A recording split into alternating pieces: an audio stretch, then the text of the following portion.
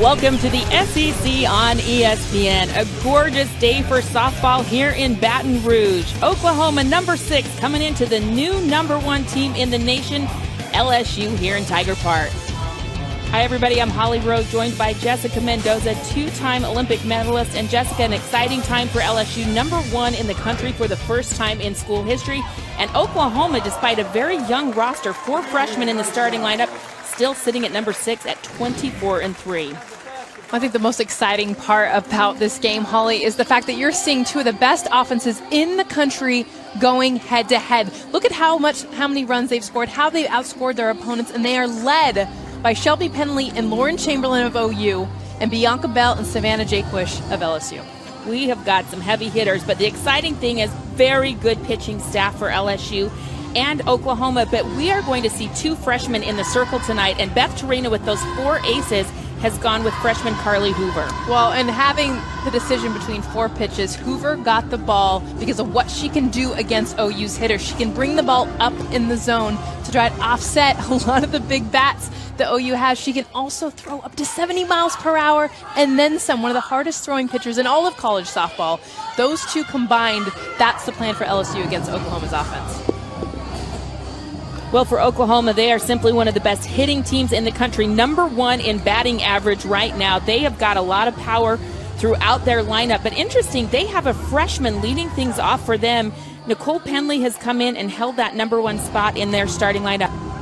It helps, too, that she's the younger sister of Shelby Penley, someone who's definitely made a name for herself at Oklahoma. She's also her roommate. So you got older sis Shelby that's been able to kind of grow her up quickly. So even though Nicole is the freshman, she's also very mature in the fact that she's got older sister 2 batters behind her. Her coach, Patty Gasso, says she has exceeded all of our expectations. She has held on to that position, and Patty Gasso, quite simply one of the best coaches in the country. She has a very young team, 4 freshmen in this starting lineup today, but she said, I love to throw them into the fire and see how they respond in this atmosphere.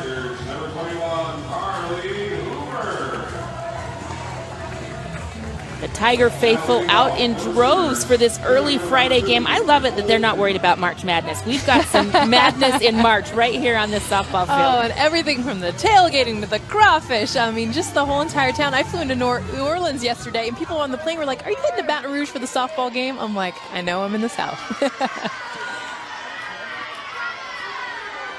Penley takes ball 1. Doing a great job in that leadoff, 4-15. And Hoover struggling a little just to find the strike zone early, just learning her way with our home plate umpire today, Jennifer Collins.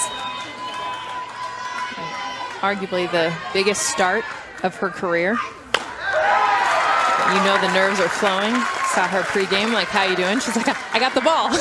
She looked like a little kid, just excited but nervous. And this is a situation you want, but you're also a freshman. You've never been in it before. Back-to-back strikes for Hoover.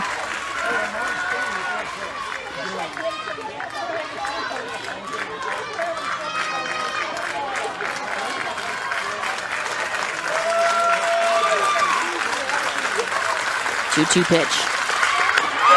And she gets her strikeout number 1 of the night for the freshman.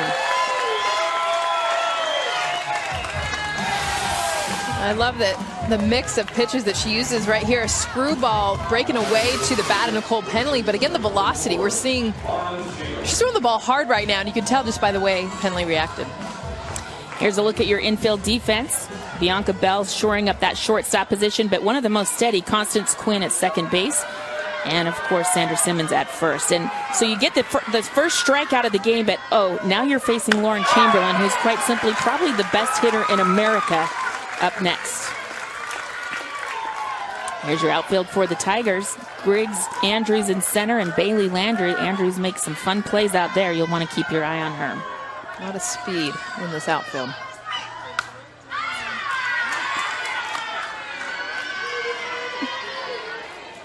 And Lauren Chamberlain, obviously, everybody knows the story, is chasing history. She is 5 home runs away from breaking the all-time career home run record. Lauren said, you know, I'd be lying if I didn't say it's sitting on my shoulders, but I am just taking it one pitch at a time. And she takes that one for ball 2. Well, that's the maturity of Lauren Chamberlain. She's been that way since her freshman year. I mean, she came in making a name for herself, the amount of home runs that she was able to hit even early on. And she's never really buckled under pressure. Takes ball 3, and here's who she's chasing. She has a chance tonight if she can hit one out to move into number 2 past Stacy Chambers, but Stacy movement at 90 is the queen and has been for a long time, and Lauren has gotten to see her and meet her this year and was very excited to hear from Stacy. 3-1 pitch, fouled back. Carly Hoover, full count now against Lauren Chamberlain. This is a fun battle. You got a young pitcher, you got a veteran hitter. I think everyone in the stadium knows what this matchup is about.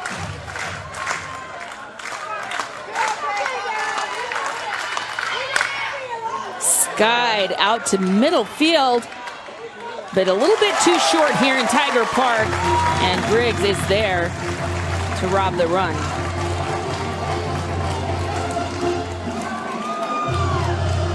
Well, credit Carly Hoover on the first matchup between her and Lauren Chamberlain. Did a good job. Chamberlain battled off pitches. She's walking back to the dugout, passing on information. I think that's kind of a nice big relief off the shoulders of Hoover, knowing that that's the biggest bat in this lineup. However, it doesn't get any easier with Shelby Penley, who's right after her. And she's only got 8 home runs in her last 6 games. She actually, you'll notice, is wearing, not here, but in the field, she'll wear a plastic mask. She broke her orbital bone and nose in a recent game, missed 4 games, and since she's been back, has been on a tear. This is, a strike, a little late on the punch. 1-1 count now for Carly Hoover, who's gotten off to a terrific start. And the approach right now with the heat that Hoover brings, the velocity. Look at Shelby Penley's back foot. You can't get any more the back of the box. I mean, it is on the back line, trying to buy herself some more time against the hard-throwing Hoover. Last pitch off speed, 55, but she can get upwards, I've been told, 73, 74 miles per hour. And Holly, there is not a pitcher in college softball that can throw anywhere near that. The freshman off to a great start, a strikeout, a flyout, and now she's got Penley down 1-2 and strikes her out. What a start for Carly Hoover and the Tigers here at home. Going to see yet another freshman come out into the circle. Oklahoma handing the ball to their sensational freshman, Paige Parker. And Paige Parker did the biggest game start of her life. And we talked about it with Carly Hoover on the flip side. We caught up with Patty Gasso pregame. She said, you know, I want to put my freshman in these big moments now. Find out where she's at in March, because I don't want to have to find that out when we need her in May and June. So this, not just because of they're playing the fact of the #1 team in the country, but in this atmosphere, the crowd, everyone that's around them. And what does Paige Parker do? Well, she can throw about mid-60s, throw a variety of different pitches, but it's really her rise ball that she's known for. And with 4 lefties in LSU's offense, that lefty-lefty matchup is a matchup that Oklahoma is really looking forward to having the advantage of. We actually talked to Paige Parker, and she said she doesn't get nervous. Last time she was nervous, she couldn't even think of a time. So she's a very calm, confident young lady. Now for LSU, they have got some speed in the top of their lineup, and they can put a lot of pressure on people with the top of their lineup. A.J. Andrews, one of the quickest in the country, and they're hitting very well. They're averaging .372 batting average right now, so they can be dangerous for this freshman in the circle.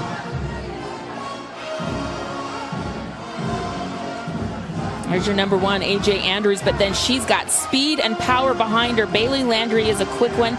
Then Bianca Bell hitting .565, and that's followed up by an All-American, Savannah Jaquich. So she's got some trouble at the top of the lineup. Let's see what kind of start she gets out to. Look at those numbers, 1, 2, 3. I mean, all of them hovering around 500. It's unbelievable. Ball 1.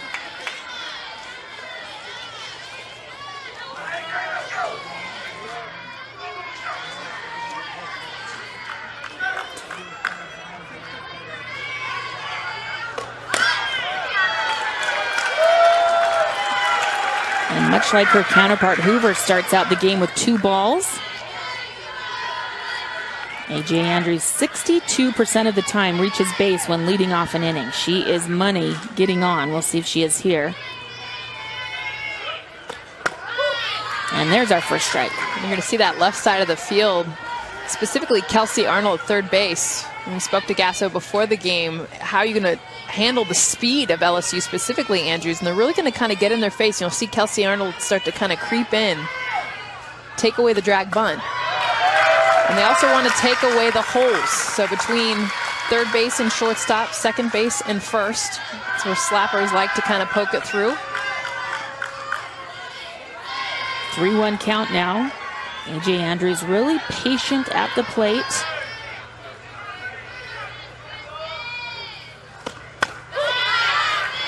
And Parker gets the strike to move to a full count. Andrews had been a strikeout victim many times in her career. She's improved in that category, not striking out nearly as much this year and getting on base via the walk more frequently.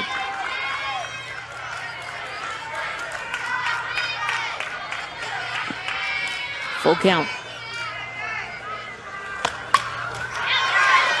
Fouled away. And what do you see from Parker so far? You know, similar to Hoover, she kind of had to settle in those first few pitches. And I think just composure right now. She's attacking Andrews, who's making her pitch, working her deep in the count.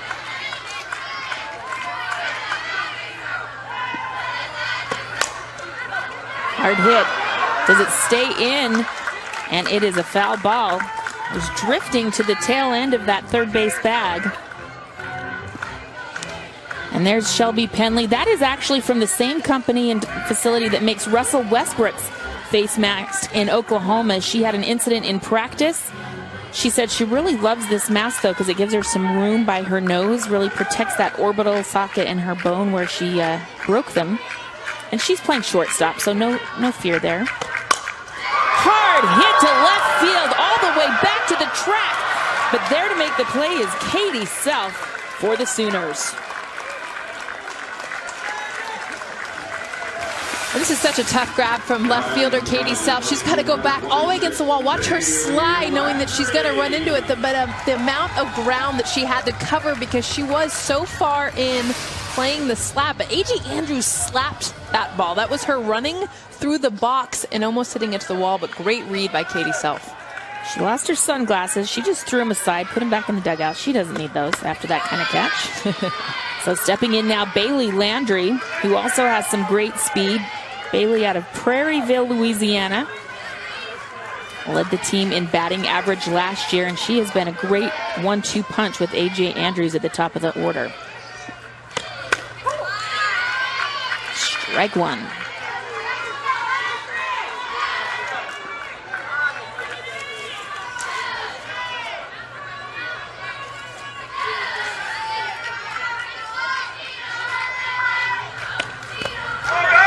Misses inside, scoots away from the catcher Whitney Ellis, who's done a terrific job with the staff of Oklahoma.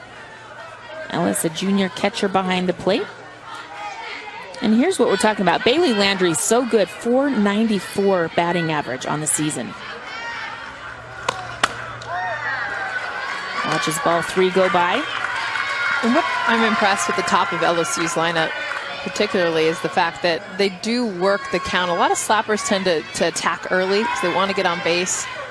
They know the zone they're looking for, but LSU, the top of their order, has really done a good job of working pitchers. Strike 2 to move to a full count. A.J. Andrews had a full count. Now Landry with the full count. Beth Torina in her 4th season as LSU coach. And a nice job preaching patience to the top of this order. Miss inside, and Landry's aboard. First runner on base for LSU. So that brings up Bianca Bell, frankly, probably the best hitter in the country right now. .585 batting average, and she is all power. And she probably came off one of the best weekends of her career against the then #1 Florida Gators, and she was on fire, just in a zone. Ball 1. Bianca Bell last week against Florida, one of the top teams in the nation, went 10 for 14. Home run power. She was just 100% in a zone, and coach says it's her mentality. She's just in a great place right now. Pops it up high, but the catcher, Ellis, makes the play, and 2 out for LSU. A missed opportunity there for Bell. Well, and on the flip side, I asked Oklahoma, how are you going to approach Bianca Bell, being that she is basically hitting every pitch, and they said they wanted to attack her early and get her to chase pitches. They know she's very aggressive. We talk about the patience of Landry and Andrews. Bell's probably the opposite. She loves to attack pitches early. So on that rise ball that was a little out of the zone, credit to OU. So Savannah Jaquish, an All-American last year, as a freshman, steps in. Inside pitch misses there. Jaquish out of Highland, California. Coach feels like maybe she's pressing a little bit right now. Had such great success last season. Just wants her to slow it down and see some good pitches. Nice pitch here to short. Penley on the throw. Gets her at first and ends the inning. Easy inning for Oklahoma as they get the dangerous top of that order out for LSU. Paige Parker off to a good start, the freshman in the circle, and we'll see her as a batter coming up next. For LSU, they are #1 in the country for the first time in school history after that big win on the road. Took 2 out of 3 games against Florida last season. We caught up with the players this week to see how they feel about being the new #1.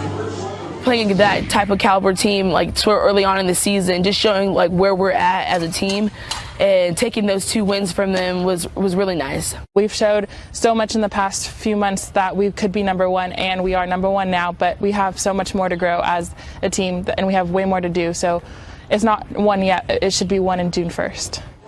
Well, the theme all year for LSU softball has been the power of one. They have all these little tools that they have that every one thing you do matters, and it's kind of neat to see their power of one theme result in a #1 ranking nationally. Well, and it's funny, too, how that changes the mindset. We talked to Beth Tarina this week, and she said, our whole entire career for a lot of these girls, they've always been the underdog. They're always the one hunting everyone else, and now they are the hunted. The target is on their back. How is that going to change their mentality? And this is really their first test up against a top 10 team.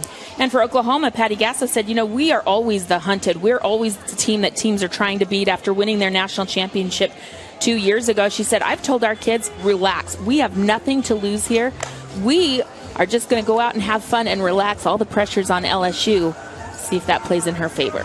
It's a relief for Oklahoma. I think a lot of times, it's fun. I know when I played on the Olympic team, we had to win every game. I mean, you were #1. You had to win everything. The pressure was always on. And I think sometimes it's nice every now and then to be the team that no one's looking at. And for Oklahoma, against LSU, who's #1, that's how they feel.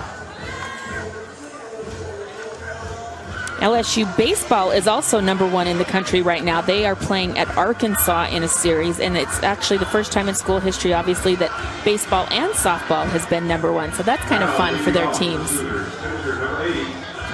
Yeah, they had the best record combined between the 2 teams, first time in school history. And you always love that bond, especially with the baseball stadium being right across the street, and to be able to have that dual pride in the programs. A lot of fun in Baton Rouge. So Paige Parker, your pitcher today, that seemed like a lot of peas right there. Sorry about that. She has been terrific, not only in the circle, but now she's hitting, in the 4 spot for them. What does that say to you, the freshman, as she sees the first strike? Well, it looks like we have an illegal pitch from Hoover. Beth Tarina is going to come out and question the third base umpire, Chad Steers, and to see what it was he saw that she can help make the correction on. An illegal pitch will result in a ball, so that moves the count back to 1-0. And, Carly Hoover, already a very analytical pitcher, someone who definitely, thinks a lot. She transferred from Stanford. This is something when you have a freshman pitcher out there, the last thing you want if you're Beth Tarina is to have an umpire now throw in, amongst everything else, oh, by the way, you're not legally pitching.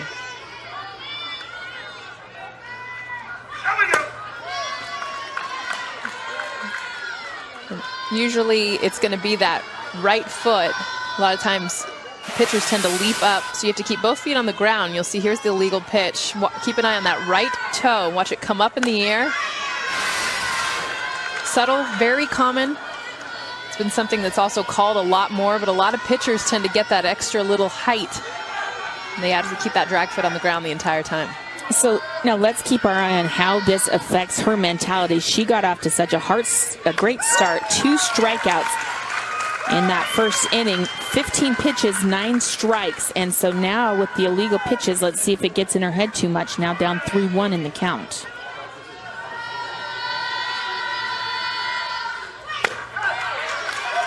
And Paige Parker, first runner aboard for OU on a 4-1 walk. That's interesting for Hoover because she was so red hot to start. Patty Gasso going to put a pinch runner in for Parker. Number 27 for OU, Jessica Vest, comes in to run. Jessica Vest also will be playing some defense today for OU. What's fun about softball in that flex position. Jessica Vest, like you said, is on defense, but also can come in and pinch run for the pitcher, so you can kind of utilize a little different from baseball.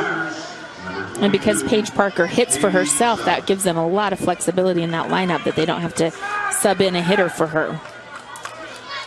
Here's Katie Self, who we saw make a great play out in left field. She's hitting .462 this season. Inside pitch misses there. Right now, Oklahoma doing a good job of not really biting on that rise ball. Hoover, you can tell she's got that late break. It's a beautiful pitch. Chamberlain swung at it, her at bat, but since then we've seen OU be patient with anything up in the zone.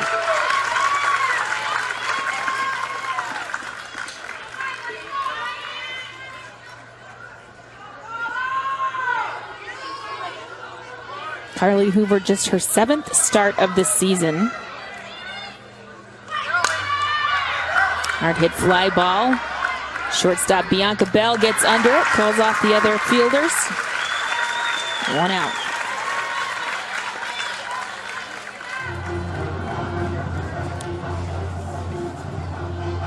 So that will bring up Whitney Ellis, the catcher for Oklahoma, and Patty Gasso just could not say more about her, how she's handling their pitching staff, and still a young pitcher or young catcher behind the plate, learning and managing their staff. She's got one of the best arms in the country, though, which has given her a lot of confidence they want to see trickle into her offense. She's only had 2 runners steal on her all season long.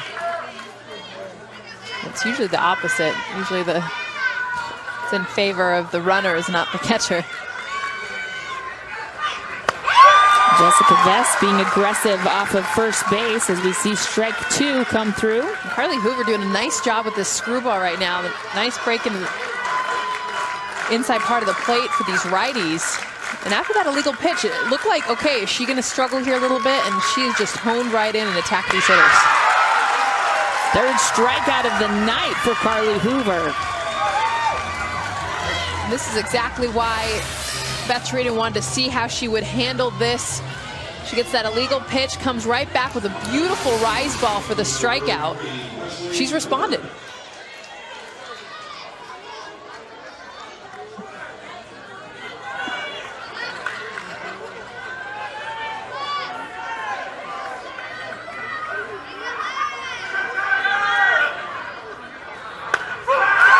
Leslie Miller steps in, playing DP tonight for OU.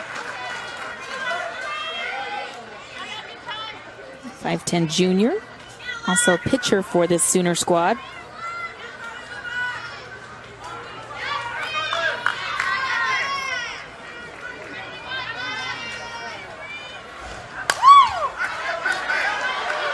High foul ball. Sandra Simmons, the first baseman, calls off her catcher, runs in. You're watching the SEC on ESPN.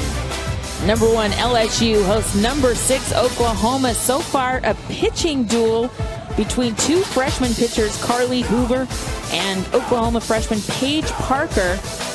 These are two prolific offenses, Jessica, but the pitchers have gotten out to a good start. Well, I think we expected it. I mean, you look at the numbers and how big the offensive numbers have been for these two teams the last few weeks, but you knew something had to give. And I think I'm impressed that both coaches decided to go with freshmen, see how they would handle it. It's early, but right now very composed. Paige Parker, 18 pitches thrown so far. 9 of those were strikes. So she's going right at these LSU hitters.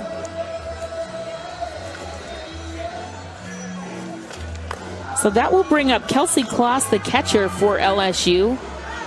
Think about the job she's doing this year, managing 4 different pitchers with very different styles, very unique.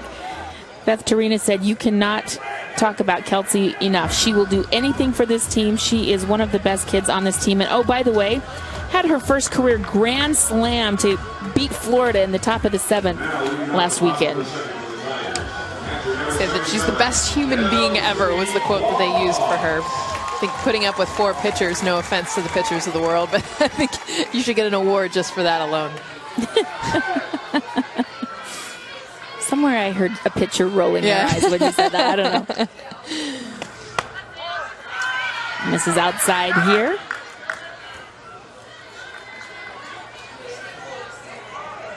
LSU, the #1 team in the country for the first time in school history, hosting #6 Oklahoma tonight in Tiger Park. A beautiful night for softball here in the South. Awesome fans, like really all the way. This whole stadium is pretty full. The berm is filling out. And Melissa Lombardo, the pitching coach for LSU, coming out, or excuse me, Oklahoma coming out to talk about what the first base umpire is seeing with some pitching right now, Maurice Jones. I think right now they're complaining about the rubber. Melissa Lombardo came out, had pointed to a couple things that maybe the first 2 balls had something to do with. Oklahoma did come out and practice this morning here. Patty Gasso said the humidity in the air and the moisture was a bit of an issue for some of her fielders. And, you know, it's just different. Everywhere you play on the road, things are just a little bit different. 2-0 pitch. It's the strike inside.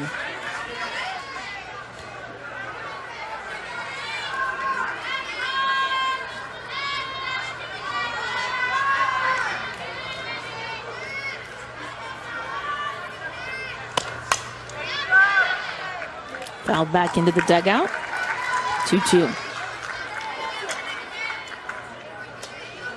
One thing Kelsey Kloss, her approach, she's in the back of the box. I've seen a couple OU hitters do this against Hoover, but this is more for movement, not so much velocity based, but trying to make Paige Parker throw it into the strike zone late. So a lot of times you swing at a pitch because it's breaking out of the strike zone, you never see that movement. Kelsey Kloss, being a catcher, knows more than anyone. The further back I get, the more I'm going to be able to see that pitch break.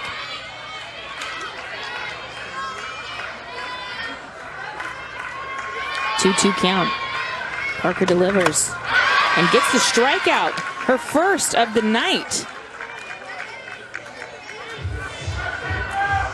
Parker, see her rise ball just climb the ladder. It's going to start up in the zone and then just keep going up. That's her best pitch. That's why she gets paid the big bucks. She hits her spots, coach says. She has learned to spin a little bit more. As we see Sandra Simmons, the first baseman, swing away, strike 1. And Patty Gasso did say she's a little mini Ricketts. Kaylani Ricketts, of course, their All-American pitcher, you know, the lefty who hits, but doesn't quite have the heat of Ricketts. Not yet. And different pitches. I mean, the crop duster that was so famously used throughout Ricketts' career, particularly in the national championship that they won a few years back. Whereas Paige Parker is going to be more up in the zone. So a little different, which I think is nice, because then she can kind of redefine herself. 0-2 pitch. Misses high. It looked funky coming out of her hand there. Just sailed up. She said her favorite pitch is the rise.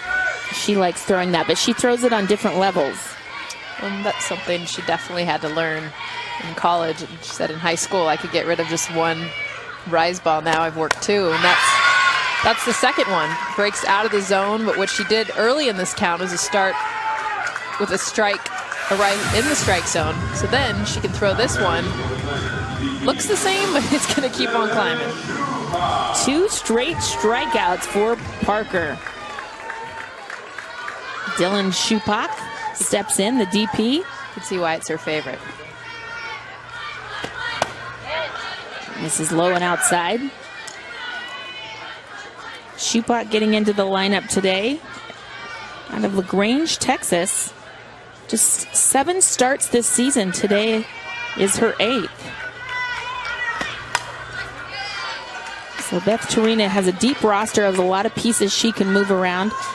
She said 1 through 6 in our lineup has stayed the same every single game, but she's still kind of toying with the bottom of the lineup, not knowing exactly who's going to step in where. That 7 spot has been a revolving door.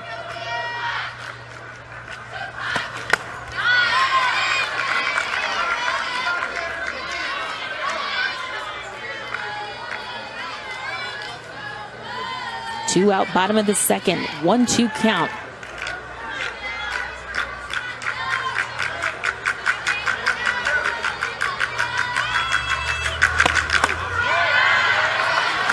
Misses high.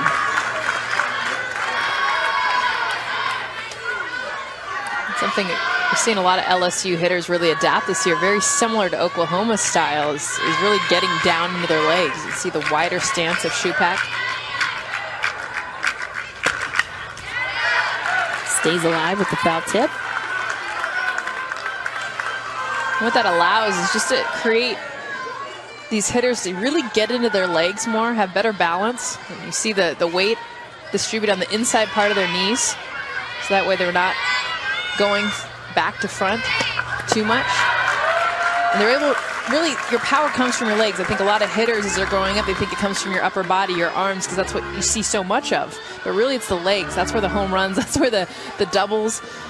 So LSU, which is very similar to what Oklahoma does, is really gets down into their legs with a lot of their hitters. 3-2 count. And a base on balls after 2 straight strikeouts. Dylan Shupak shows some patience and gets aboard. Second walk of the day for Paige Parker. Well, tomorrow, 2 of softball's best face off as the number 2 Florida Gators take on 4th-ranked Alabama. First pitch at 2 p.m. Game 2 of the series gets underway Sunday, 5:30 on ESPNU and Watch ESPN. Be fun to see how the Gators rebound after losing 2 of 3 to this team, LSU, over the weekend. And Florida was some really atypical losses for them, I thought. They just gave up a lot of runs. You know, just their pitching wasn't what we're used to from them. I'd love to see how they rebound. I know Tim Walton will have them out there working and getting better. Alabama coming off 2 big wins against Georgia, so you kind of have that reversal. But sometimes you fear the team that is just lost because you know that they usually will rebound. So if you're Alabama, you know you're going to get a tough team. Runner on first, 2 outs. Over the head of the shortstop, perfectly placed. 2 base runners with 2 outs for the Tigers. Constance Quinn comes through.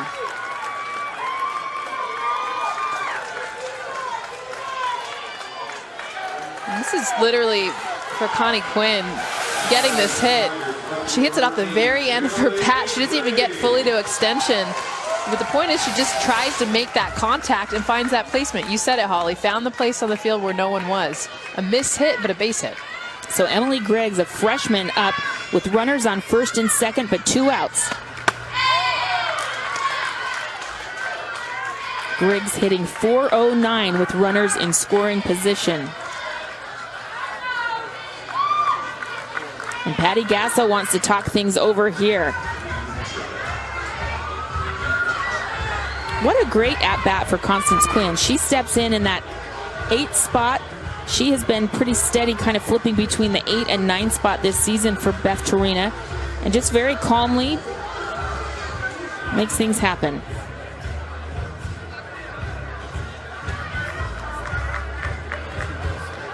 So Gasso has a word with her freshman pitcher. Runners on first and second, but 2 outs.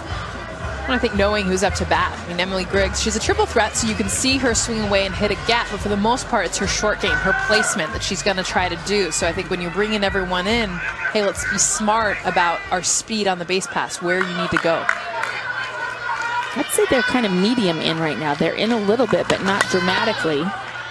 Does that concern you? Because she is a triple threat. She can hit over their head and place it like Quinn did. I mean, Griggs is someone that, obviously, freshman, she's still got a lot to prove and a lot to show, but she is so good at finding that one spot, not so much hitting it over anyone's head. 1-1 count.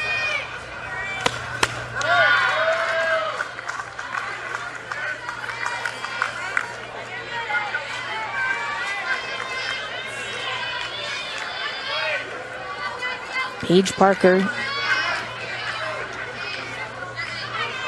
So steady for this team as a freshman in a big situation here in a very loud and imposing environment.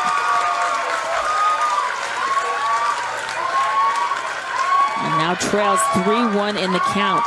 Will this load the bases with a walk here?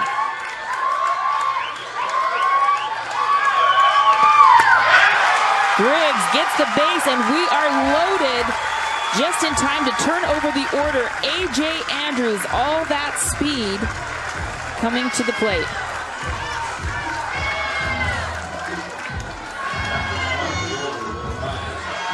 This is where it really gets fun for LSU. You're back up to the top of your lineup. This is exactly where you want your 8-9 hitters to do, is to be able to get A.J. Andrews and Bailey Landry up in an RBI situation. 25 pitches for Parker this inning. And they're working her. They're taking a lot of pitches. Some of them strikes, but they're really making her have to earn her strikeouts and earn her outs. She had the 2 strikeouts early, but since then they've really kind of settled in and seen her deep. Strike one. You think about this inning for Paige Parker. She started out with 2 straight strikeouts, and now she's walked 2 and given up a hit. So what a different kind of inning it's been for her. See what she does here mentally, how she gets herself out of this. And that's the pitch right there, Holly. That changeup that she just threw 50 miles per hour. Regardless of it being a strike or a ball, that's the pitch she needs to get going. Didn't get the call there. 2-1, trails in the count.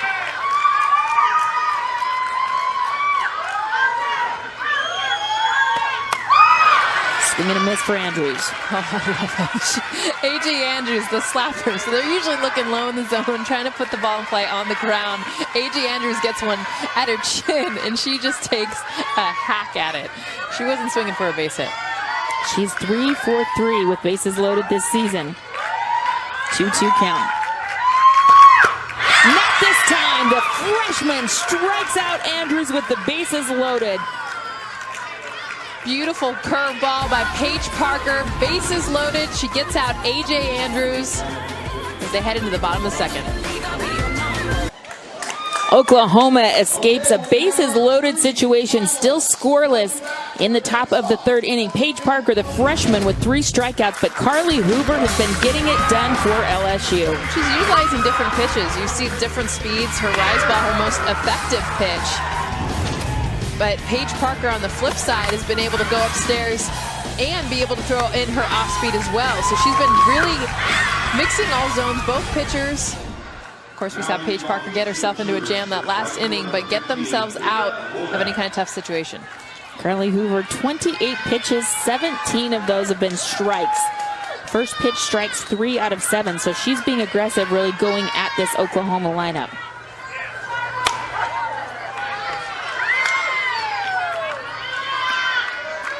So Leah Wodak in the 8th spot for Oklahoma.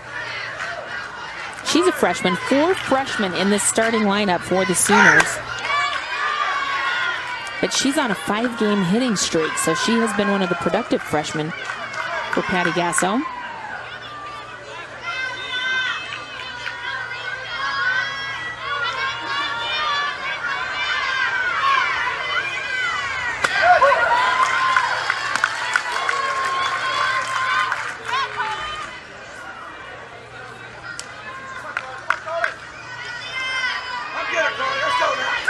So Carly Hoover really showing some good consistency. Got called for the illegal pitch as Wodak finds the grass for a base hit. And that is the first hit given up by Carly Hoover today.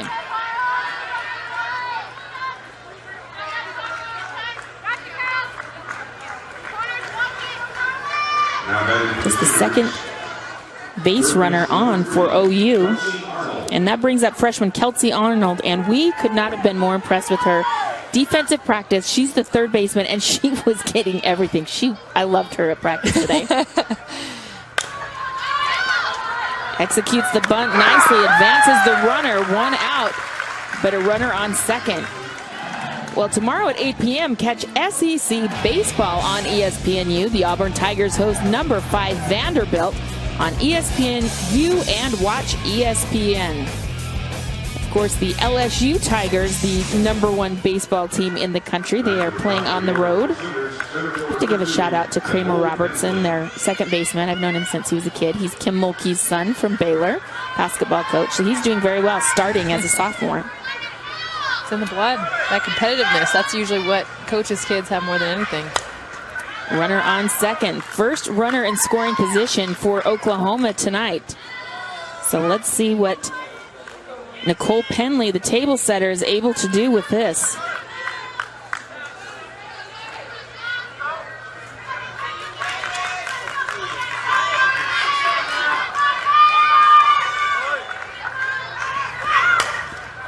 Ooh, she had some power behind that, but it flies foul. And that's what I like of the diversity of Nicole Penley. Her first at bat, she's shown us the short game, obviously known for her speed, her athleticism, but right now standing in the box, she's squaring around a little bit just to better track the ball, so you see her throwing the barrel out there. This is to keep her more compact. 0-2 pitch. Ground ball to third. Penley out at first, and the runner holds.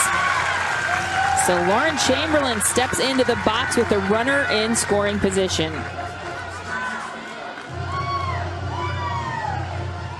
And this is the importance of having Shelby Penley on deck. If you have Lauren Chamberlain and a lot of other lineups, you give her first base. It's open. Why even? And maybe they do anyway, but Penley, who is probably the hottest hitter, even hotter than Chamberlain right now, is standing right behind her. So you don't want to walk her.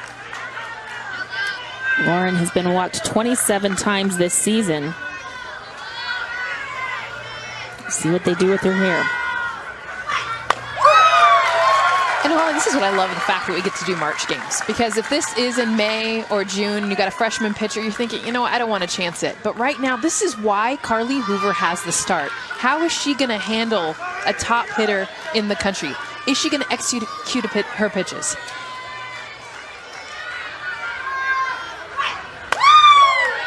Lays off the rise.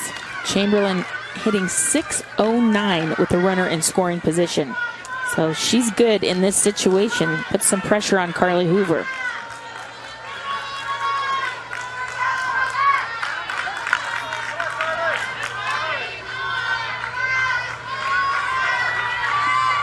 One pitch from Hoover. Oh, the catcher really framed that nicely. Kelsey Kloss trying to get that strike called on the outside corner. But home plate umpire Jennifer Collins not going for it. Look at this frame.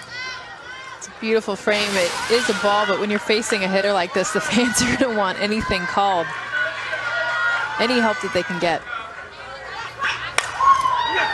You know, and Holly, there's so much talk with Chamberlain and her home run numbers. Obviously, she's very close to breaking the all-time record. But what I've been more impressed with Lauren, and she'll say this herself, her emphasis has always been on her consistency. Her batting average is .485. She has a .639 on-base percentage. Those are the numbers that really matter when you're a team player. A lot of home run hitters usually have low averages. 2-2 pitch, 2 out, and a runner in scoring position on second. Chamberlain hit hard at third base, but moves foul. Jaquish with the big smile. Okay, this is just a little glimpse into the talent of Lauren Chamberlain. This is a rise ball that hitters have been striking out on all game. Watch Lauren Chamberlain not only get a piece, but let her get up top. I mean, that thing was at her eyes, and she managed to get her barrel on top of the rise ball. She's again, probably not going to be able to get that one. Yeah, not chasing that one. Thanks very much, Hook was Carly. like, try this.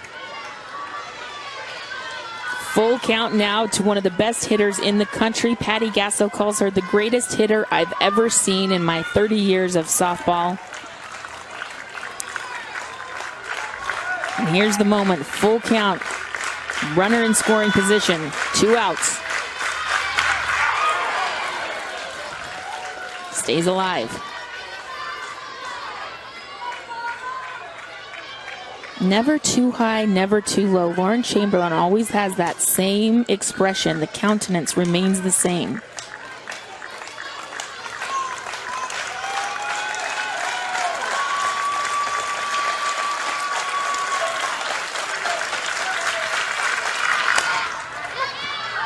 Staying alive in a great at-bat right now. 3 straight fouls.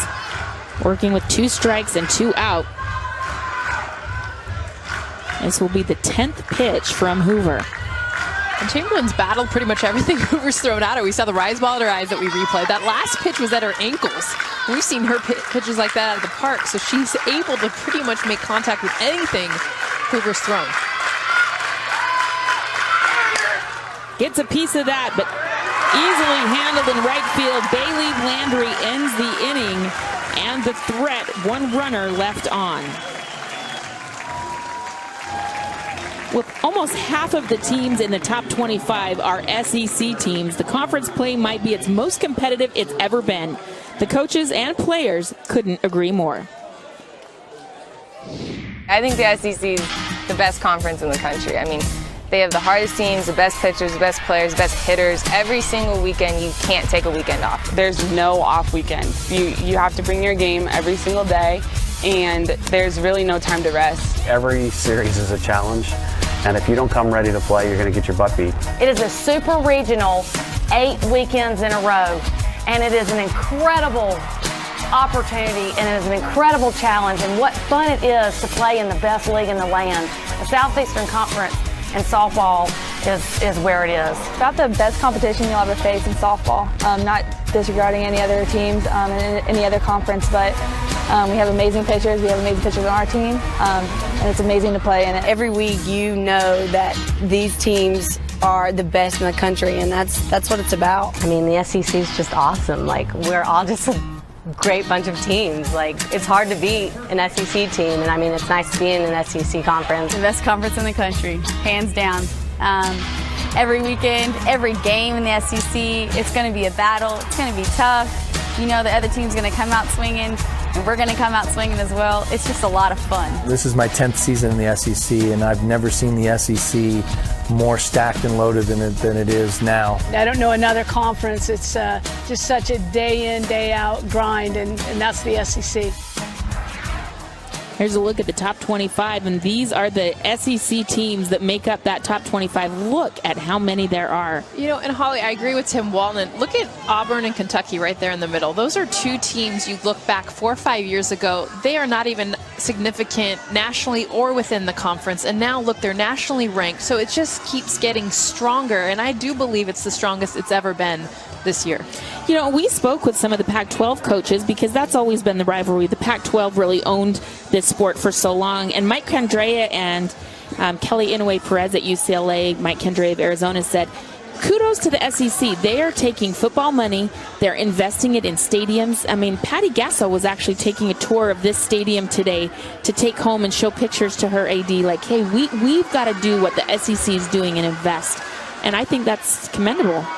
This will be the home for the SEC tournament. But there's a lot of teams, not just Patty Gasso, but a lot of coaches across the country trying to now emulate these stadiums. But what a beautiful place now for fans to come. I think that's what I'm most excited. Obviously, you want to see the talent get stronger, but the fact that the support for the sport has gotten even better. A lot of families, a lot of kids that get just such a great impression on your community that this is something you could go do on a Friday night. As Bailey Landry takes strike 1. And actually, they did not used to have a kids league here in Baton Rouge when Beth Tarina got here. So she and some of the people here in this program have helped build a kids league out at Cypress Mound that they actually go out and coach. So Beth Tarina in her spare time this week was doing pitch softball with little kids. There was no softball league. There were travel ball teams, but nothing at the youth level to start and encourage girls to play. Sharonda McDonald, who was the volunteer coach at the time, helped Beth get that going. Nice play from shortstop Shelby Penley. Handles that. Landry flies out. So now Bianca Bell steps in. Let's take a look at this Oklahoma defense. What I like about it is the drop step. I mean, it's the read on that. You see a lot of infielders try to backpedal on something like that. You don't make that catch. Penley read that perfectly. I like the mask. It looks tough, man. I'm sure Penley will want to get rid of it as soon as she doesn't need it anymore. Bianca Bell steps in now, and this is a fearsome hitter.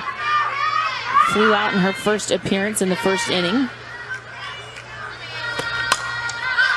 Another fly out, foul, but just out of reach on top of the dugout. And is she being impatient, or what's happening with her? It's a combination of that, and she's a little bit out front. And so it's not that Paige Parker throws slow by any means, but there's that anxiousness you can see in her swing that she's hitting the ball out in front of her instead of letting it travel deep. When she lets it travel, she's such a strong athlete. In fact, a lot of her hits that she got last weekend against Florida weren't even really hits, they were mistakes, but she's so strong, they find a place. Down 0-2 in the count. You saw her take a big, deep breath, try to become more patient. We'll have a conference here. You know, when we talked with Patty Gasso, how are you going to handle Bianca Bell? She said, what we've noticed is she's so aggressive, so we're going to use that against her. And it seems like that's worked so far. See if she can be more patient here.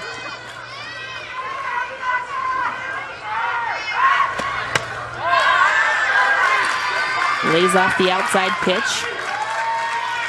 Something I was surprised with Bell is the fact that she's 6th on the team in walks. And when you look at a hitter that's hitting almost 600 with her power numbers, you're surprised that there aren't more. Oh, the strike. Thought about swinging, but second guessed and struck out anyway. Not what she wanted there. Fourth strikeout. Beautiful changeup by Parker. She throws it out the back of her hand. You can see it just buckles the back leg of Bell. And that is the pitch. I mean, she says her favorite pitches are rise ball. I can see why. It's a great pitch, but it's the changeup that will be the difference maker for her in her career. Jaquish grounded out in the first inning. Fouls it back. Because Holly, if you can keep batters off balance. I mean, Bell had been sitting. She'd just been served 3 straight rise balls. She's sitting on that speed. She's looking in that zone, and all of a sudden you get a changeup. Your eyes are lowered, but also your timing is off.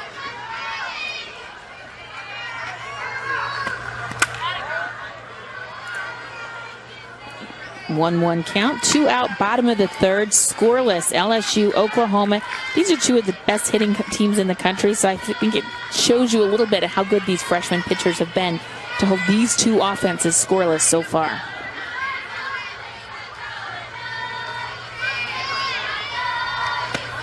Ooh. And the first hit by pitch. No, she says, come back. That was a ball. The batter has an obligation to move out of the way.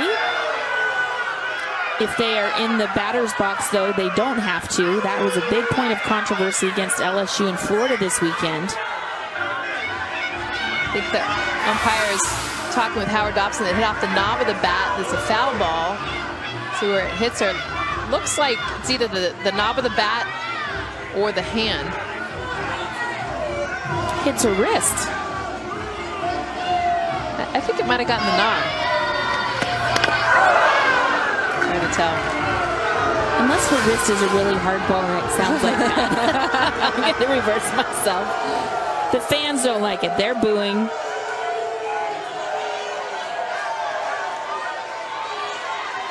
Nevertheless, 1-2 count, 2 outs. And Jennifer Collins, the home plate umpire, calls time briefly, but back in action.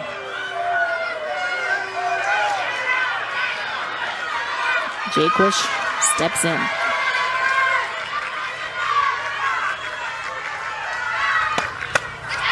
And she gets her 5 strikeouts for the freshman. Coming up next, we will check in with Oklahoma coach Patty Gasso and find out why she had the confidence to go with her freshman Paige Parker. Welcome back to Tiger Park. It is still scoreless, top of the 4th inning between number 1 LSU and number 6 Oklahoma. Head coach Patty Gasso had some real confidence giving the ball to her freshman Paige Parker tonight, and Coach Gasso wanting to put her youngster in this environment, in this situation with this fan base, and give her this experience. And Coach, what made you feel like she'd be ready for this moment? Already worked herself out of a bases-loaded jam. Well, we gave her the ball early in the season. She's faced some really great offenses, and the only way we're going to have Paige ready for Big 12 and postseason is to give her these big games and these big environments. So she's excited and doing exactly what we're looking for. Well, and Patty, LSU recognized your thousandth win that you got last week. What did that moment feel like, especially coming into an environment like this? I was not expecting it at all, but they're just great fans and they're great hearts. And I know Howard from working with us at OU and Beth, and they're just a quality. And of course, Yvette Girard, the legend, who kind of was my mentor going through my coaching career. So it meant a lot, and I'm just so ready to play that I will feel it more when it's over. Well, congratulations. 1,000 wins for Patty Gasso. Thank you, Coach. Thank you, guys. That was a surprise. The team had planned that. They did not tell Patty about it, and so she was just pleasantly surprised. That was very sweet. And you can just tell there's a lot of respect between the programs. She mentioned Howard Dobson, who's the hitting coach for LSU, was once under her tutelage at Oklahoma. So a lot of connections there. Shelby Penley struck out already tonight. She's been quiet. Remember, she was one of the hottest players in the country coming into this game. 8 home runs in her last 6 games. Now, they have played some teams that maybe weren't the toughest competition the last couple weeks, but she has been swinging good bat. Gets a nice ground ball here. Constance Quinn, though, makes the play, 1 away.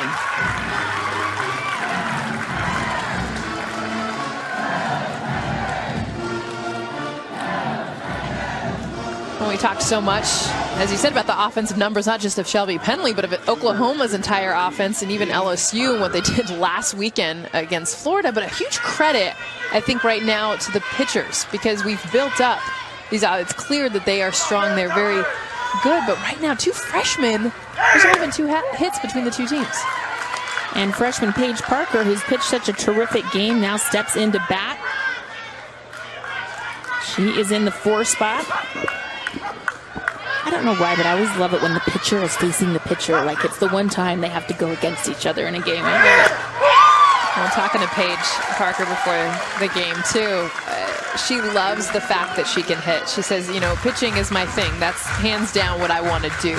But hitting gives me that release. It's where I have fun. It's not that she doesn't take it seriously, but she says it's something that helps her pitching. 0-2 pitch, skied out to center field at the warning track. Andrews makes the play.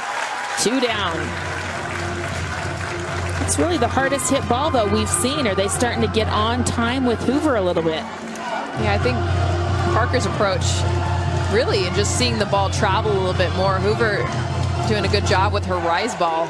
A lot of hitters have been chasing that pitch, and Parker just getting a small piece. Katie Self flew out to short in her first appearance. A left fielder hitting .462 this season.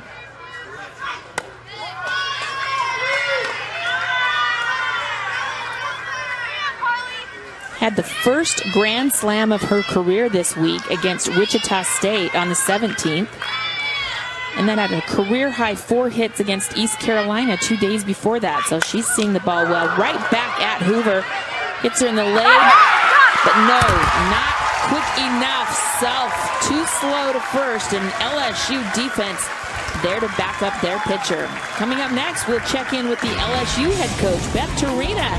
She gave the ball to a scoreless tie in the bottom of the 4th. LSU and Oklahoma. LSU head coach Beth Torina obviously coaches the pitchers. She was a pitcher herself at Florida, and so she's a little slow getting over. I think maybe she has forgotten. I'm not sure. We'll get Coach Torina. You know, it's only the third time this season LSU hasn't scored first in the 3 innings of their game, so obviously some adjustments they will want to make after they've been through the lineup one time. Carly Hoover, though, their freshman pitcher, she has been terrific in the circle, showed some real composure, particularly after being called for the illegal pitch, pulled herself together and has come back very strong. I think we've got Coach Torina now. Hey, Coach, how are you? Good. How are y'all? We thought you forgot us, but no. I would never forget the two of you. Oh, good. Well, you give the ball to a freshman. Why did Carly Hoover get the start tonight? I thought she was a good matchup, and she's had some really big moments for us. She's pitched in some big games and has been spectacular. So, you know, I think she's a great competitor, and we were happy to give her the ball tonight. We're seeing footage of her right now and her strikeouts. Of course, on the flip side, OU gets a freshman in Paige Parker. She's thrown quite a few rise balls. You've had some strikeouts. What adjustment now that they've been through once through the lineup? Yeah, we've definitely got to pick strikes. I mean, that's kind of an obvious no-brainer, but we've got to see the ball down. We're chasing a lot of stuff, a lot of her good stuff that she wants us to swing at, we're biting at. So, you know, give her a lot of credit. She's thrown a great game, and we've got to make an adjustment, and hopefully we'll do it very soon. Thank you, Coach. Thank you Beth. For coming back to us. Thanks. Coach Torina, one of the great young coaches in this country. You know, it's remarkable. I don't know if we talk about it enough. We just assume people know, but she took over this job after very controversial coaching search. They hired Patrick Murphy away from Alabama. He was here on campus for a day and then went back to Alabama. So she, in some people's eyes, you know, obviously a second choice, and has come in and unified this fan base, got them to the World Series in her very first year, and now they're #1 in the country. Can't say enough about the job she's done. So here's the catcher, Kelsey Kloss, who struck out in the second inning. Paige Parker has pitched all 3 innings, 61 pitches, 36 of those have been strikes. So she has been very efficient. And Patty Gasso having a problem again. An illegal pitch is called, and she is asking the first base umpire, Maurice Jones, exactly what went wrong.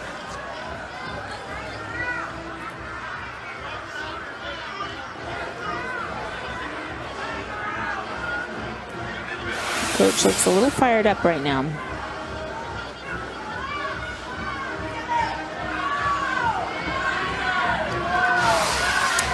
I don't see what's illegal there, Jess. What did you see? Well, a lot of times it is that trail foot, so you look at the left foot, but it looked like she kept it in contact with the ground. A lot of times you could be outside of the lane, but I mean, she seemed to be doing everything consistent. Sometimes it could be not even putting the ball and it's a glove. We'll try to check on that in the break and let you viewers know, because that looked like a good pitch. So anyway, Kelsey Kloss now ahead in the count because the illegal pitch is awarded as a ball. So 2-0 count, 0 out in the bottom of the 4th. And Kloss has been hitting very well lately. See if she can get on top of this.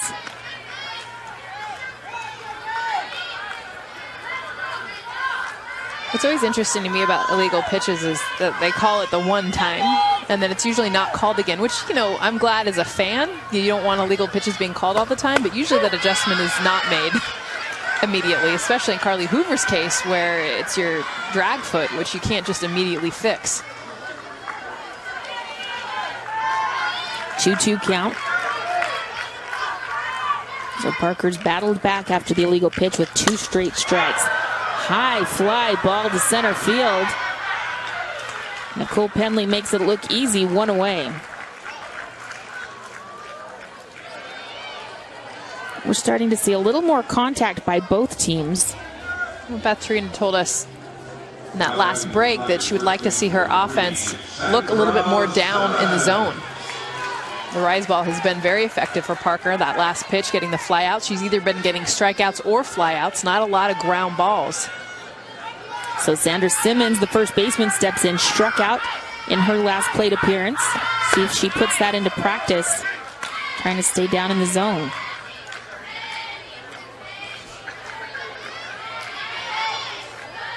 Simmons, a real triple threat out of Fountain Valley, California, a junior. Foul ball.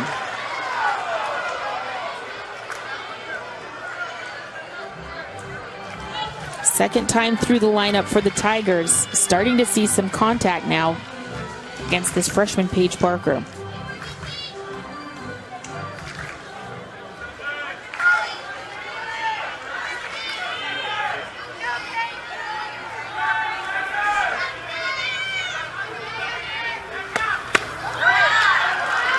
Ball 2. And this is the advantage that Oklahoma was looking for, that lefty-lefty matchup, which sometimes can be one of the toughest in softball, is because of that curveball that Parker will throw away to these lefties. That can be a tough pitch for them to handle. She goes upstairs with the rise, but the last time she threw the curve, that was the pitch that Simmons fouled off. So Paige not getting that break on her curve against a lot of these lefties, at least enough to get them to swing and miss. 3-1 pitch, no good, and Simmons takes her base, the 4th free bag of the night for Paige Parker. Well, every match, the NCAA Division I Wrestling Championships medal round begins tomorrow at 11 a.m. on ESPNU. Coverage continues with the championship 8 o'clock on ESPN. All of that action taking place in St. Louis, Missouri. I love wrestling. I used to be the wrestling manager for my high school wrestling team, so I wish I could work that someday. What sport have you not been connected with at some Lacrosse. point? Lacrosse. Yeah, I didn't know anything with lacrosse, yeah. So a runner on first, 1 out in the bottom of the 4th. 71 pitches thrown from Paige Parker, and her catcher, Whitney Ellis, wants to have a chat. The SEC Gymnastics Championship, speaking of sports I love, coming up in Duluth, Georgia this weekend. It's going to be epic. LSU gymnasts, they have not lost a single meet in the SEC this year. So Dee Dee Bro, their Hall of Fame coach, they could win it all. So LSU on a great run. #1 softball, #1 baseball. Gymnastics has a chance to win the SEC this weekend. I'm used to hearing schools like Georgia and Alabama from the SEC being strong in gymnastics. So. Yep, and they still are. LSU football has spring practice going on. I know people wish LSU football was #1 in the country right now, but it's just the spring. Another good layoff there by Supak. Les Miles has spring practice going on. I had an inside source here tell me that both quarterbacks, there's a quarterback battle, that they both look good in spring practice right now. So high fly ball to first base. Chamberlain in the lights gets called off. Jessica Vest gets in for the play. That was a hard ball. The lights, you could tell, were causing an issue. 2 away.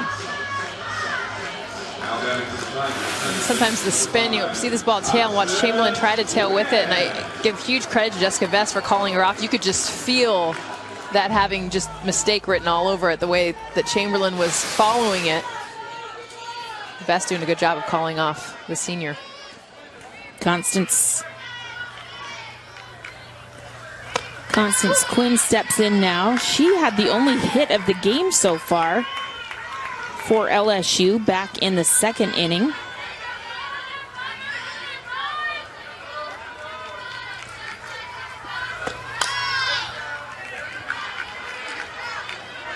Just if you're wondering, LSU spring football game, April 18th. I'm just saying. I just know some of our fans who are watching may be interested in that. Oklahoma should be good too. Hopefully they're back to full strength next season. 0-2 pitch, 2 down. And Quinn with the high foul, but out of range on the roof of Tiger Park.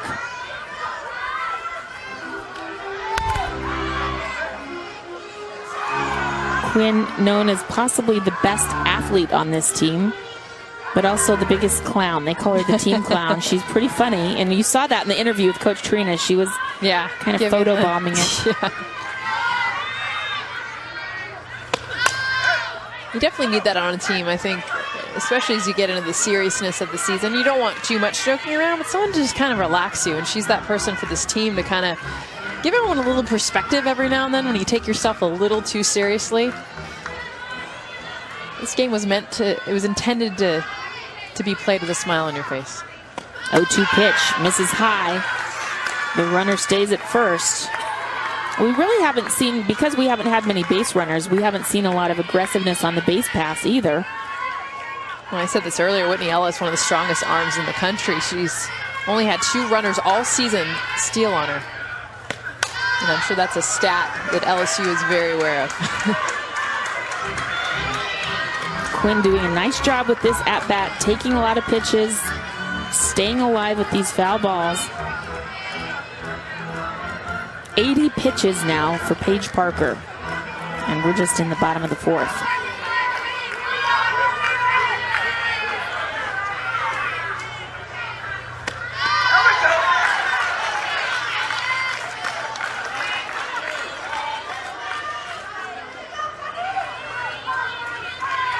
And that's a pitch for Paige Parker. Her changeup, we've seen it in the dirt a few times. When she can get that in the strike zone, that has been a pitch that's thrown LSU hitters off. 2-2 count, 8th pitch of the at-bat. High fly ball to right field. Wodak makes the play. Inning ended, threat ended. Two high-power, high-scoring teams in the country, but we've got a pitcher's duel in the Bayou tonight. This is the SEC on ESPN. Scoreless in the top of the 5th. LSU, the #1 team in the country, hosting #6 Oklahoma. Folks, these are two teams that have outscored opponents 265-50 for the Sooners, and LSU just as oppressive, 232-46. They've outscored their opponents. But tonight, it is all about these freshman pitchers in the circle who've been terrific. Carly Hoover of LSU and Paige Parker of Oklahoma.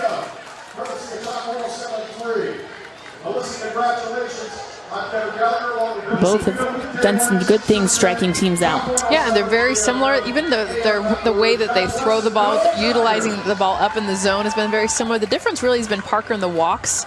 But they haven't come back to bite her. I mean, her defense has been behind her, and when she did get her back against the wall with the bases loaded, she got a big strikeout.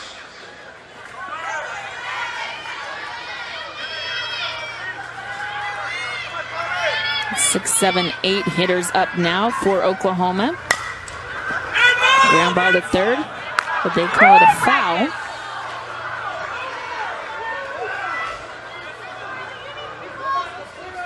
.52 pitches, make that 53 now for Hoover.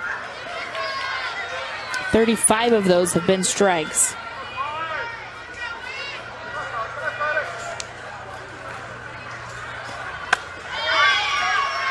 Misses high. And I think that's what you're going to see with these lineups coming second, third time through the lineup is adjustments to that pitch that's up in the zone. So you see the rise and the curve that have been really utilized and effective first time through. Now these teams are trying to take it. Hard shot straight to Bianca Bell, one away. And that's why you get something lower in the zone, as Ellis did, and now you're going to see the line drives. That's the hardest hit ball we've seen from Oklahoma.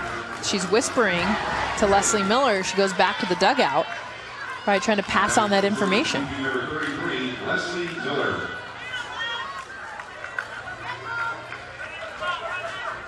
Miller flew out in her second inning appearance.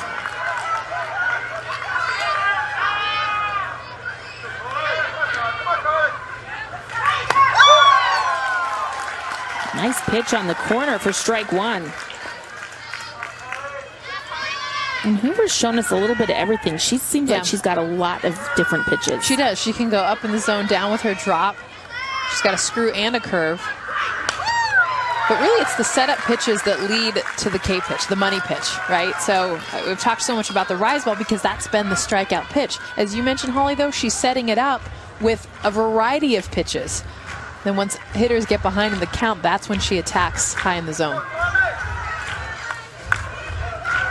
She has been terrific in her last two starts. 10 innings pitched, given up 4 hits, 1 earned run, with 17 strikeouts. So she is continuing to be very impressive.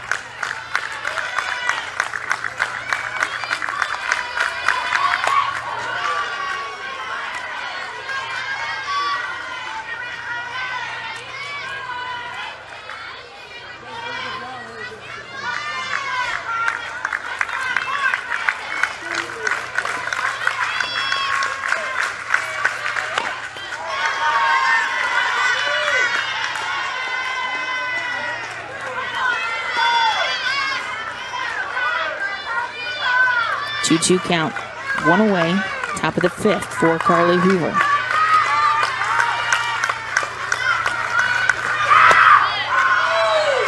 Misses low. And this is where the difference in Oklahoma second time through out. You see Leslie Miller, who flew out her last at bat because she was chasing up in the zone. She's been very patient. Behind 0-2, now work the count full. 3-2 pitch, grounded to Bianca Bell, but a play is made. 2 straight defensive gems from Bianca Bell. Well, tomorrow at 8 p.m., catch SEC baseball on ESPNU as the Auburn Tigers host number 5 Vanderbilt. That's on ESPNU and watch ESPN. Baseball, College World Series, Women's College World Series. It's going to be here before we know it. End of May, early June for both sports. Very fun time of year. The best time. And here is Leah Wodak, who has the only hit of the game for Oklahoma so far, back in the 3rd inning, but was left stranded. When you have a power pitcher like Hoover as well, you have to know that she's providing all the power. You don't need a big swing, just contact. And the hits that we've seen from both sides have just been simple swings. It's not that they've even gotten barrel on the ball. They've just literally tried to get to contact and gotten enough to get to the outfield. If you try taking a hack against Carly Hoover, you're going to head right back to the dugout. Well, you said her speed is so high. It's going to be hard to catch up to. And she gets the strike on the outside. The fans had wanted that last pitch to be a strike. It was a nice pitch on the inside. Didn't get it. So she goes right outside. Paints the corner there. 1-2 count for the freshman.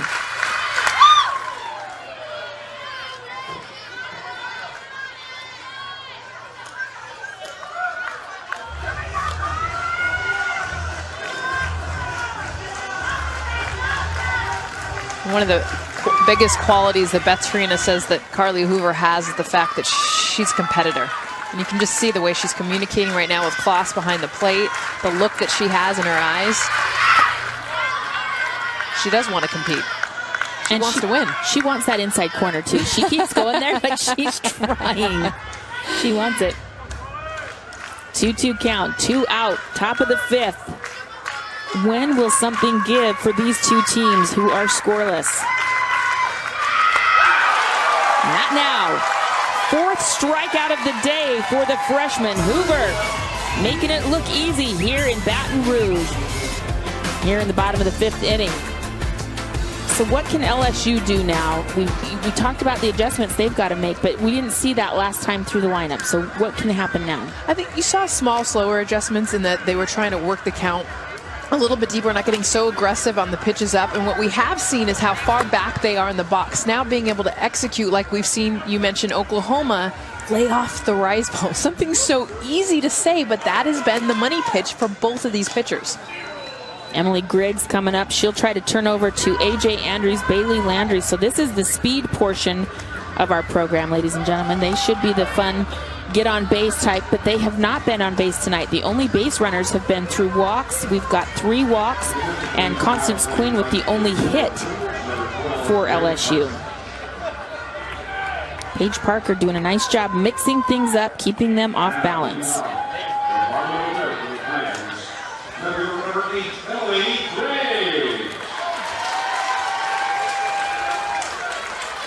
Emily Griggs coming from a good program, club program, freshman. In high school, she played for the Wichita Mustangs, which her father, Mark Griggs, is the coach of. One of her teammates, Oklahoma's Kelsey Arnold. We have a defensive substitution out in right field. Number 12, Callie Parsons, a senior for Oklahoma, has come in. They have had 2 different people in that position tonight because their regular right fielder, Aaron Miller, is out with a wrist injury.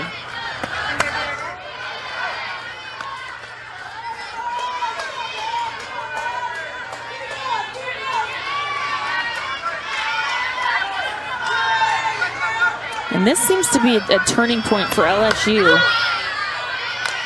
They have scored by the 5th inning of every single game this season. Wow. So this is usually a time where they have already started to make some noise. Actually, in their game against Nicholls State this week, they finally scored in that 5th inning as Griggs strikes out. Well, and we've given a ton of credit to Paige Parker, very well deserved, but do you wonder if some of that credit is the fact that how high and how up they had to get last weekend against the #1 team, Florida? They played a ridiculous amount of softball. They outscored them 27-7. It's 44 runs that were scored between the two teams. Beth Torina said it's the most exhausted she's ever been in her coaching career. Imagine how the players have to feel. And as much as you don't want to say, okay, they can't get up for Oklahoma, they don't seem to have the same energy that they did last weekend. They were dancing in the dugout. They were banging on the buckets. I mean, they were coming to beat those Gators. A.J. Andrews.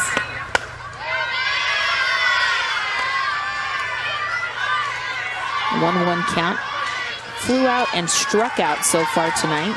And here's the firepower that's being held at bay right now. Oklahoma and LSU are oppressive in their offensive prowess, but these two freshman pitchers keeping them off track. Strike two.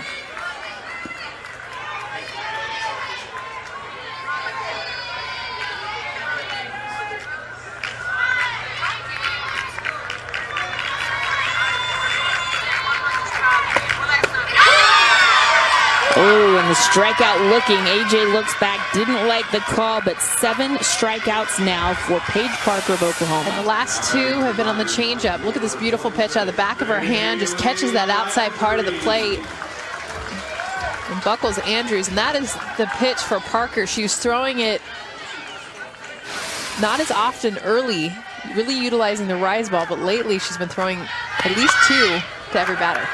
Short game here from Bailey Landry, who was thrown out. And the threat ended. Easy inning, it seems like, for Paige Parker. Lauren Chamberlain coming up next for OU. Would this be the inning that she comes along? We are waiting for the drama to unfold here in Baton Rouge. Scoreless, LSU and Oklahoma, but there were some opportunities. LSU had the bases loaded. 5 runners left on base. And back in the second inning, they had an opportunity that was missed. A.J. Andrews, huge strikeout, but Paige Parker, she had backed herself into a hole. 2 of those runners had got on base via the walk.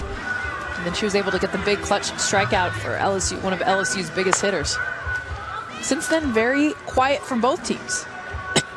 I like how you said that. It's just too quiet here in Tiger Park. The fans are quiet. We're used to these rowdy, loud LSU fans. The dugout is quiet for LSU.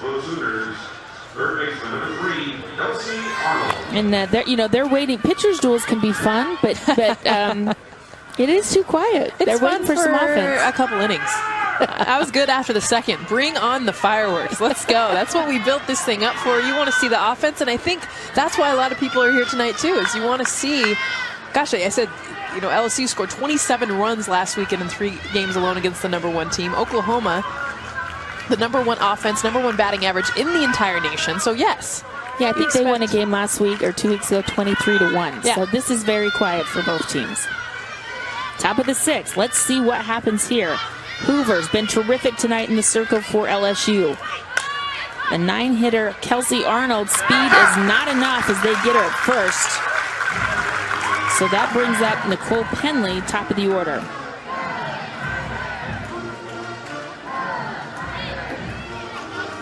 And when we say Oklahoma is a good offensive team, they are one of the best in the country.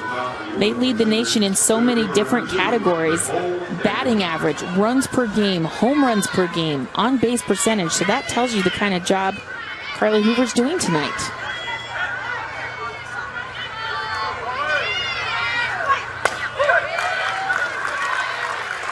Strike 1. You think about how Carly Hoover started this game. Top of the order, strikes out Penley, fly out for Chamberlain, strikes out Shelby Penley, the hottest hitter in the country, National Player of the Week, and she set the tone early. Yeah, I was going to say, if I'm a hitter in this lineup and I see that. So using the dirt to her advantage, Nicole Penley, just the 2nd hit of the night. And Lauren Chamberlain now loves this position, stepping into the box with runner on base. The fact that she's 0 for 2 tonight, 2 flyouts. She's battled, but we haven't really seen her get barrel on ball like we're very accustomed to seeing.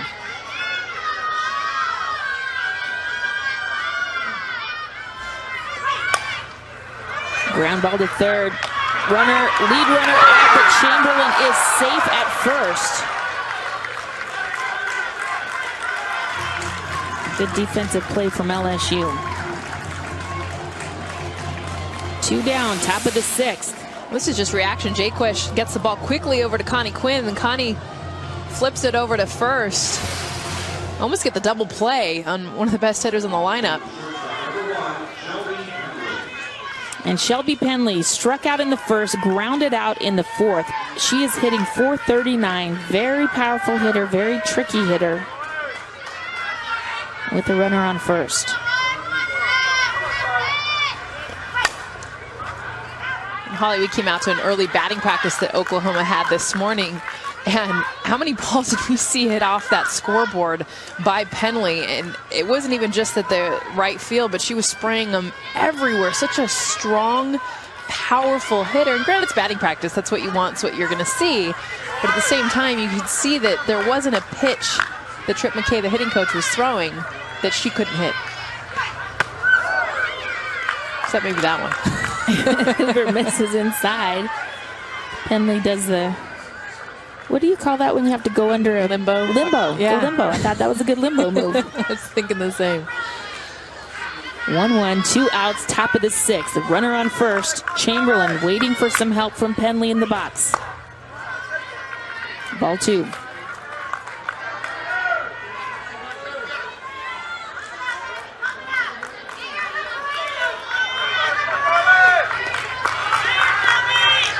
So the C for captain on Penley's jersey. Right back at Hoover. Hard hit ball. Quinn slow to react, but makes the play. Bianca Bell with a nice little scoop and toss gets the lead runner Chamberlain and ends the inning. LSU's defense, some balls hit that time, but they were there and answered the bell. Bianca Bell.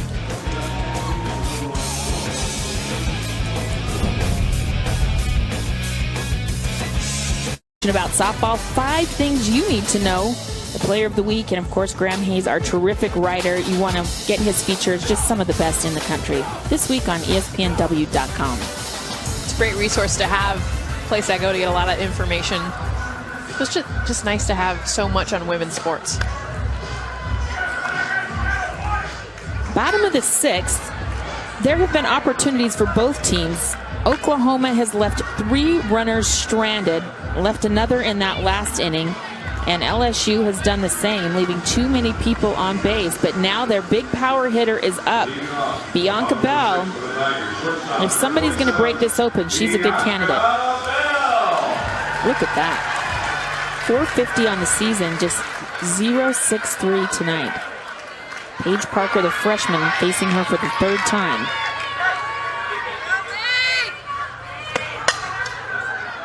First pitch swinging.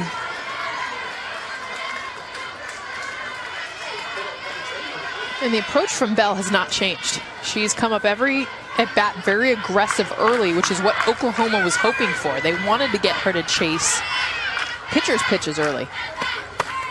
Ooh, inside pitch. It's a perfect example. And this is a hitter that needs to be aware, 3rd time at bat. They're not giving me my pitches early. I need to take. If I'm flying out and striking out, I need to take until I get something I can hit.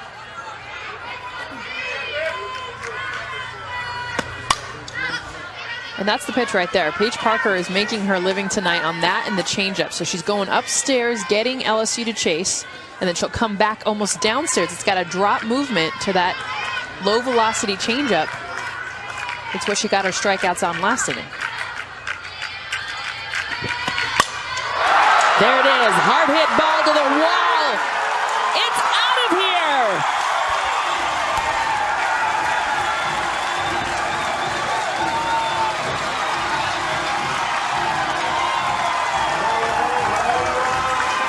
Bell puts the Tigers on the board 1-0 in the bottom of the 6th with a solo shot to center field.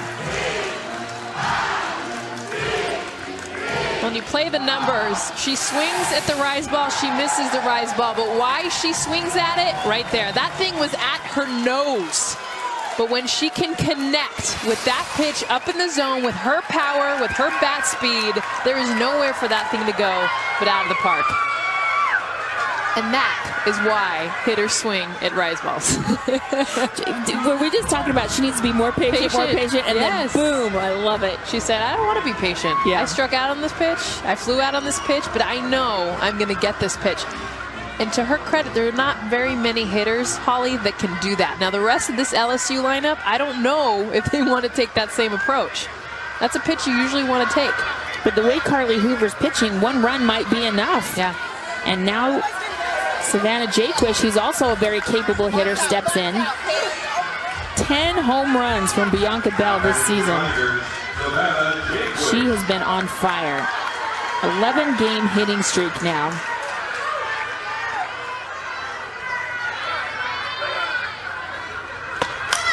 Here's Jaquish with the bunt.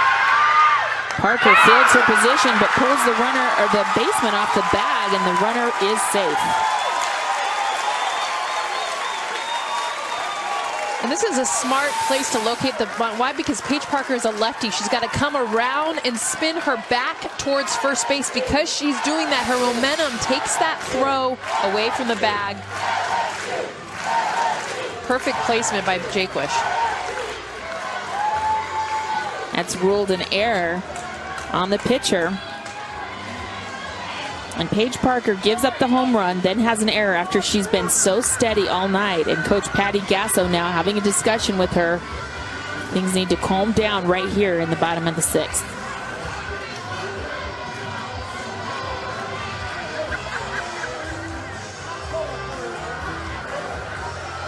I think a lot of times too is reminding her pitcher, hey, it's one mistake, and at the end of the day, it's a ball. It's a pitch that Bianca Bell hit that was up in the zone. Don't let that unravel you, knowing that you've been so steady and effective against this entire lineup.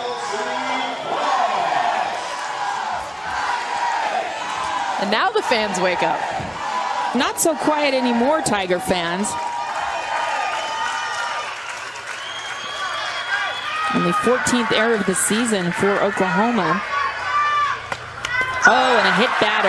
Another mistake from the freshman.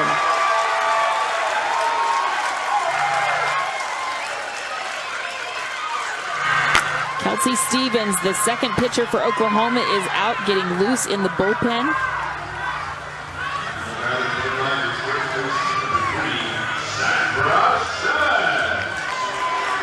Stevens, 2.17 ERA this season, has 13 appearances. Now Sandra Simmons steps in, had a strikeout and a walk in her 2 previous appearances. As runners at first and second, executes the bunt. Chamberlain makes the throw to first, but the runners advance on second and third. So pressure on. 1 out here in the bottom of the 6th. And this is where being a freshman starts to come in. I mean, you look at Paige Parker right now, you can see that she's breathing just a little bit more, trying to concentrate on that. And this is probably the biggest moment she's had in her very young career. Giving up a home run. She had an error. She hit a batter. How will she respond? This is why Patty Gasso gave her the ball. She responds with a strike. Runners at second and third, 1 out. 7, 8, 9 in the order, and pitcher outside, and then Ellis throws down to second to try to keep Sandra Simmons in check. I think that's a risky move. You got a runner on third base. The ball was in the dirt. Almost could have kicked away, and there's another run.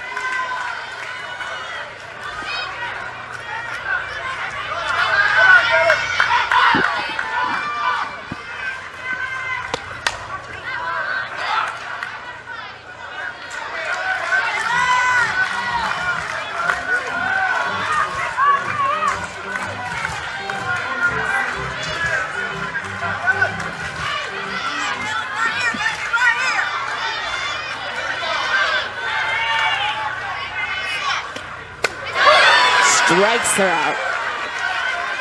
And that is the way to respond for pressure. The 8th strikeout of the game for Paige Parker. Holly, this is such a big strikeout in so many ways. And you'll see her throw her changeup. Beautiful. No doubt about it. Strike 3 wide, 2 outs. With less than 2 outs, so many ways for those 2 runners to score. And you could feel the momentum of LSU. That quieted it with that changeup. Constance Quinn, sky high, drifts foul. But OU makes the play. Callie Parsons ends the inning, but the damage is done. Bianca Bell finally gets the Tigers on the board, wakes up the fans here at Tiger Park with this blast to the burn.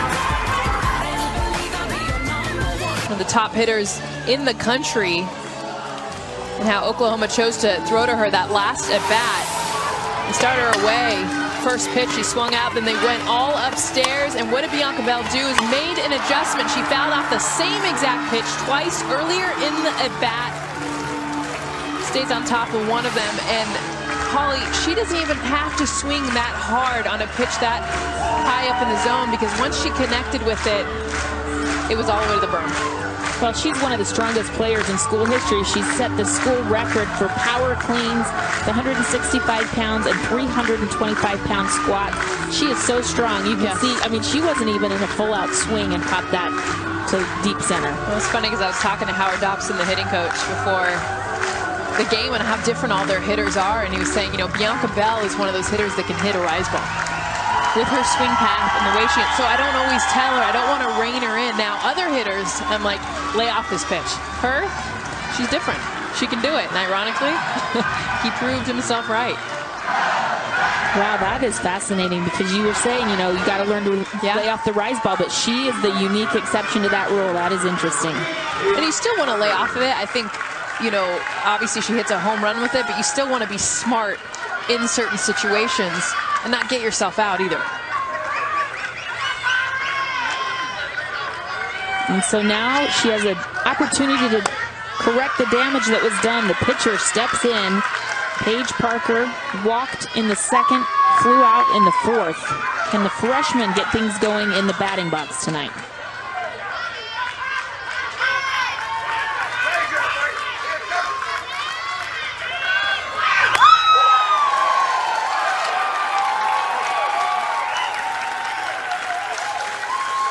And this has been a long time since Oklahoma was shut out. May 24th, 2014 versus Tennessee, lost 4-0. Ellen Renfro in the circle.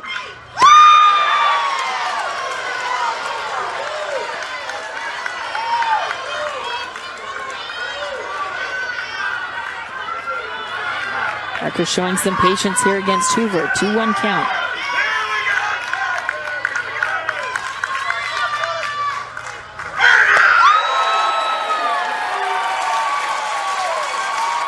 Nice pitch from Carly Hoover, the freshman transfer from Stanford. Her first season here for LSU, getting the ball in the circle tonight. Grew up in Clemson, South Carolina. Parker skies this one high. Emily Griggs with that range. One away.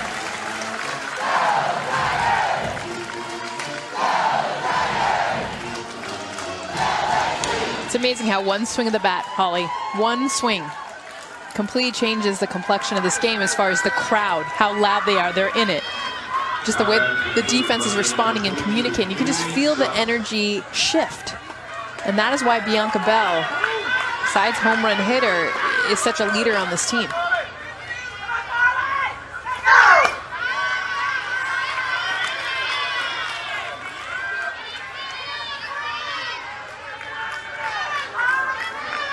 Katie Self flew out and grounded out in her 2 appearances. Middle of the order. Slow roller to short. Easy out. Well, tomorrow, 2 of softball's best face off as the number 2 Florida Gators take on 4th-ranked Alabama. First pitch is at 2 p.m. Game 2 of the series underway Sunday at 5:30 on ESPNU and Watch ESPN.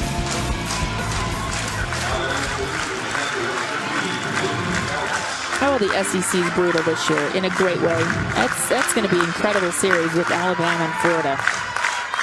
And that's probably the most traditional of all the teams that are so strong. That's the most traditional rivalry that the conference has. And a repeat of the national championship. Well, they've had to go against each other so many times. Florida beating Alabama at the World Series to advance.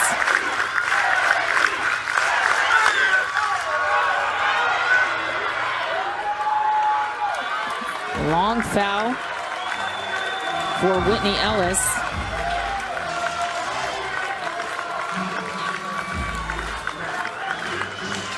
Ellis struck out in the second. And Oklahoma down to their final out, final strike.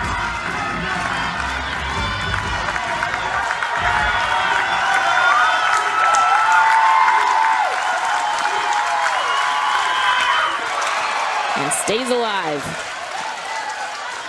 Can Carly Hoover, the freshman, close the door on the #1 hitting team in the country with a shutout? Or will Whitney Ellis find a way here with 2 out?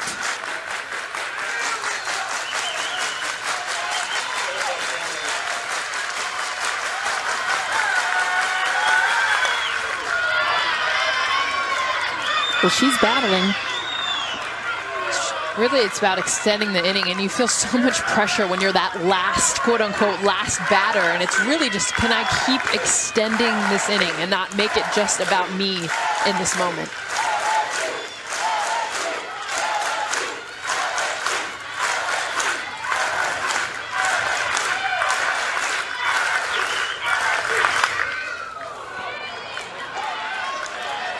Another foul ball from Ellis. Every fan on their feet, cheering on Carly Hoover, the freshman. Biggest start of her career.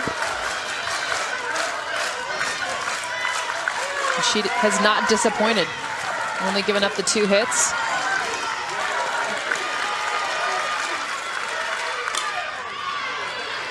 To her credit, Whitney Ellis is not going quietly.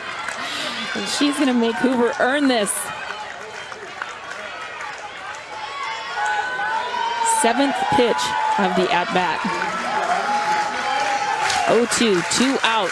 LSU with a 1-run lead. And that's it!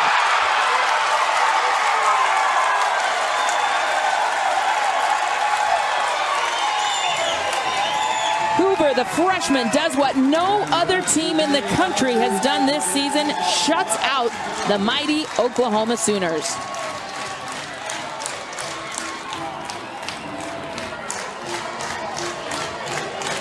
Carly Hoover, who is known for her velocity, one of the hardest throwing pitchers in the country, gets the last out on a changeup.